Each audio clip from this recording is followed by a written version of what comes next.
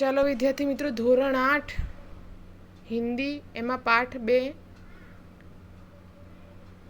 એ હું વાંચીશ અને સમજાવીશ. ધ્યાનપૂર્વક સાંભળો અને समझो. पाठ 2 નું नाम है ईदगाह. पाठ 2 का नाम क्या है? ईदगाह. उसके लेखक है प्रेमचंद्र. पाठ होता है तो विद्यार्थी मित्रों उसके लेखक अगर पुरुष हो तो वो लेखक कहलाते हैं, तो वैसे ही और स्त्री हो तो लेखिका. तो इसमें प्रेमचंद्र यानी लेखक हैं. उनका नाम प्रेमचंद्र. जन्म है सन 1880, निधन सन 1936. देखिए उनका उपन्यास सम्राट प्रेमचंद्र का जन्म वाराणसी उत्तर प्रदेश के पास लहमी नामक गांव में हुआ था. उनका बचपन का नाम धनपत राय था. क्या था बचपन का नाम उनका? धनपत राय. आरंभ में वो नवाब राय उपनाम से उर्दू में लिखते थे. बाद में प्रेमचंद्र नाम से हिंदी में लिखने लगे. मैट्रिक उत्तीर्ण होते ही अध्यापक बने, किंतु गांधी जी के असहयोग आंदोलन में सक्रिय होने के लिए उन्होंने सरकारी नौकरी उन्होंने त्याग दी थी. बराबर. आंदोलन में उनके साथ रहने के लिए, गांधी जी के साथ रहने को उन्होंने अपनी सरकारी नौकरी छोड़ दी. गोदान प्रेमचंद्र का सर्वश्रेष्ठ उपन्यास है. उनकी कहानियाँ मानसरोवर भाग 1 से 8 में संकलित है. साहित्य में प्रगतिवाद चेतना को उजागर करने के लिए जागरण तथा हंस पत्रिकाओं का संपादन किया गया था. प्रेमचंद्र की भाषा बोलचाल के निकट की है. ईदगाह प्रेमचंद्र की अमर कहानी है. कहानी का बाल नायक हामिद अपने दोस्तों के साथ ईदगाह जाता है. जब अन्य बच्चे खिलौने और मिठाई खरीदते हैं, हामिद अपनी बाल सहज इच्छाओं का दमन करके अपनी दादी अमीना के लिए चिमटा खरीदता है. इसमें दादी के प्रति प्रेम तथा उन उपयोगी चीज खरीदने की विवेकपूर्ण बुद्धिमत्ता प्रकट होती है. पाठक गण बालक हामिद के त्याग, सद्भाव और विवेक को देखकर भाव विभोर हो जाते हैं. बराबर. तो ये एक हामिद नाम के लड़के की कहानी है जिसके माता पिता नहीं है. वो अपनी बूढ़ी दादी के साथ रहता है ना, और वो गरीब भी है. तो ये हम पढ़ेंगे और समझेंगे. रमजान के पूरे 30 रोज़ों के बाद आज ईद आई थी. बराबर. उन मुसलमानों का त्यौहार है जो ईद. कितना मनोहर, कितना सुहावना प्रभात है.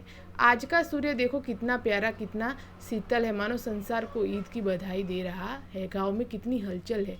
ईदगाह जाने की तैयारियां हो रही है. किसी के कुर्ते में बटन नहीं है. पड़ोस के घर में सुई धागा लेने दौड़ा जा रहा है. किसी के जूते कड़े हो गए हैं, उनमें तेल डालने के लिए तेली के पास भागा जाता है. जल्दी जल्दी बैलों को सानी पानी दे दे. ईदगाह से लौटते लौटते दोपहर हो जाएगी. 3 कोस का पैदल रास्ता, फिर सैकड़ों आदमियों से मिलना भेंटना. दोपहर के पहले लौटना असंभव है. लड़के सबसे ज़्यादा प्रसन्न हैं. किसी ने एक रोज़ा रखा है, वह भी दोपहर तक. किसी ने वह भी नहीं. लेकिन ईदगाह जाने की खुशी उनके हिस्से की चीज़ है. रोज़े बड़े बूढ़ों के लिए होंगे, इनके लिए तो ईद है. रोज़ ईद का नाम रटते थे, आज वह आ गई. अब जल्दी पड़ी है कि लोग ईदगाह क्यों नहीं चलते.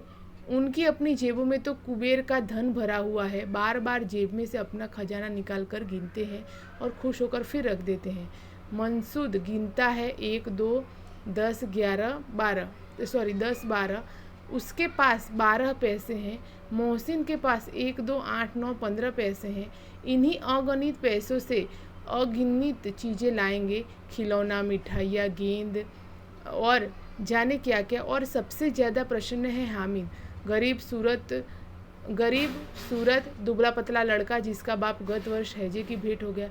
फिर एक दिन माँ भी मर गई. अब हामिद अपनी बूढ़ी दादी अमीना की गोद में है और उतना ही प्रसन्न है. तो देखिए विद्यार्थी मित्रों, जैसे हम दीपावली का त्यौहार, जैसे हिंदू धर्म में दीपावली का त्यौहार आता है, बराबर, ऐसे तो हम सब धर्म के लोग एक दूसरे का त्यौहार मनाते हैं, खुशियों से मनाते हैं. पर जैसे हम दीपावली का त्यौहार मनाते हैं, हमारी कितनी खुशियाँ होती है.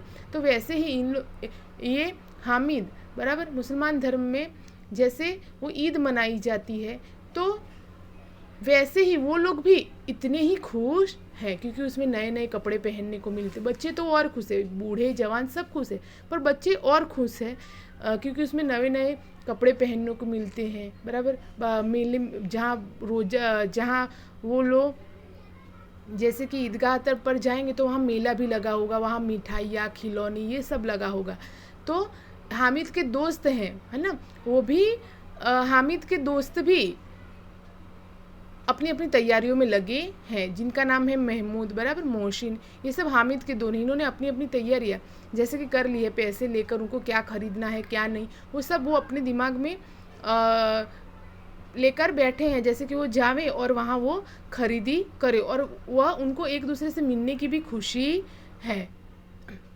तो लोग खुशी के मारे, यानी ऐसा त्यौहार है कि खुशी के मारे वो मौसम भी, जब हम खुश होते हैं तो मौसम भी खुशनुमा लगता है, तो वैसे ही उस दिन का वातावरण है। हामिद के अब देखिए, हामिद नाम का जो लड़का है, उसकी वो गरीब सूरत दुबला पतला लड़का जिसका माँ बाप कोई नहीं हो, अपनी बूढ़ी दादी के यहाँ रहता है। हामिद के पाँव में जूते नहीं हैं, सिर पर एक पुरानी टोपी है जिसका गोटा काला पड़ गया है, फिर भी वह प्रसन्न है। वो गरीब था, बराबर, पुरानी टोपी हो गई है, बराबर, तो भी वो प्रसन्न है। अभागिन अमीना अपनी कोठरी में बैठी रो रही है। अमीना उसकी दादी क्यों रो रही है, तो देखिए आज ईद का दिन है और उसके घर में दाना नहीं है, गरीबी के कारण दाना नहीं है।